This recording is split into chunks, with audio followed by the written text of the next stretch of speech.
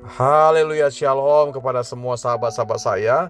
Kriteria yang kedua, bagaimana daftar dari penghuni sorga adalah setiap kita atau mereka yang hidup di dalam kebenaran, di dalam kekudusan, dalam kesucian.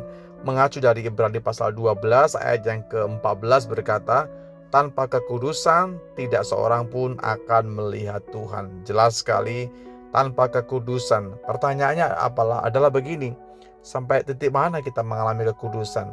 Benarkah kita disucikan, dikuduskan? Kekudusan bukan berarti kita sempurna, bukan demikian. Tapi hidup yang mau dijauhkan dari dosa dan taat kepada firman Tuhan. Jadi begini maksud saya, setiap kita memang berpotensi berbuat salah, berbuat dosa, ya, tapi kita harusnya mau membawa diri kita dijauhkan atau menjauhkan diri dari tindakan-tindakan yang berdosa. Tentu kita minta kekuatan Tuhan, kita minta hikmat Tuhan, kita minta tuntunan Tuhan supaya langkah hidup kita adalah langkah kehidupan yang di dalamnya Tuhan pegang kendali, Tuhan pegang arah hidup kita, sehingga kita nggak sembrono, kita tidak asal-asalan menjalani hidup ini. Ya, kita harus benar-benar berkata tidak untuk segala pelanggaran dosa dan berkata iya, amin, buat perintah dan kehendak Tuhan. Artinya kita harus taat kepada firman Tuhan. Sorga adalah tempat yang kudus. Camkan baik-baik. Sorga di sana tempat yang kudus, maka hanya orang-orang yang dikuduskan yang layak masuk ke dalam kerajaan sorga.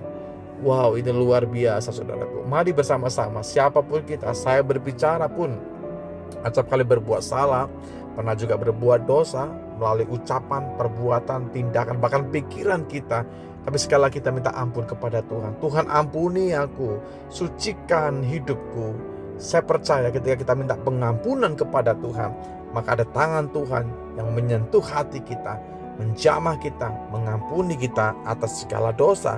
Sorga tempat yang kudus, maka hanya orang-orang yang tinggal dalam kebenaran, dalam kekudusanlah yang akan masuk di sana. Orang-orang yang hidup dalam dosa tanpa pertobatan tidak ada tempat dalam daftar penghuni sorga. Buat kita Bapak Ibu yang saya kasihi, mari kita benar-benar membenahi diri kita. Selagi Anda masih punya kesempatan bernafas, mari kita minta ampun kepada Tuhan. Mari bersama-sama kita bertobat. Saya mengajak kepada semua kita bertobat dari cara kita yang lama, pikiran kita yang salah, pikiran kita yang picik, pikiran kita yang angkuh, kita yang sombong. Mungkin hari ini kita berbalik, Tuhan ampuni hidupku, bawa hidup kita benar-benar untuk tunduk kepada perintah Tuhan. Dia semakin besar, kita semakin kecil, bukan sebaliknya. Bukan kita semakin besar, Tuhan gak tahu ditempatkan di posisi yang seperti apa. Bukan demikian. Sekali lagi, ini kesempatan. Hidup ini adalah waktu di mana kita benar-benar mau diproses. Ya, melalui hal-hal yang kecil mungkin di sekitar kita, komunitas kita, keluarga kita, lingkungan kita, pekerjaan, bahkan pelayanan kita diproses untuk sesuai segambar dengan kehendak Tuhan. Tapi itulah yang dinamanya proses. Mungkin ada sesuatu yang gak enak, menyakitkan, menyayat hati kita. Tapi kalau berbicara mengenai kekudusan, ketika ada firman yang datang, ketika ada teguran, sapaan yang membawa kita untuk kita menanggalkan dosa, kita terbuka. Jangan sombong, jangan angkuh. Kalau memang kita salah, kita minta ampun kepada Tuhan. Kenapa tidak? Kita minta ampun, kita kembali kepada jalannya. Karena tanpa kekudusan tidak mungkin ada setiap kita bisa melihat Tuhan, bahkan melihat sorga. Terima kasih Bapakku dalam sorga. Terima kasih buat firman hari ini. Sungguh Tuhan, kami dikuatkan senantiasa. Kami dimampukan untuk bisa memandang kebenaran-Mu, berjalan dalam kebenaran-Mu. Kami tahu tanpa kekudusan kami gak mungkin masuk dalam kerajaan sorga.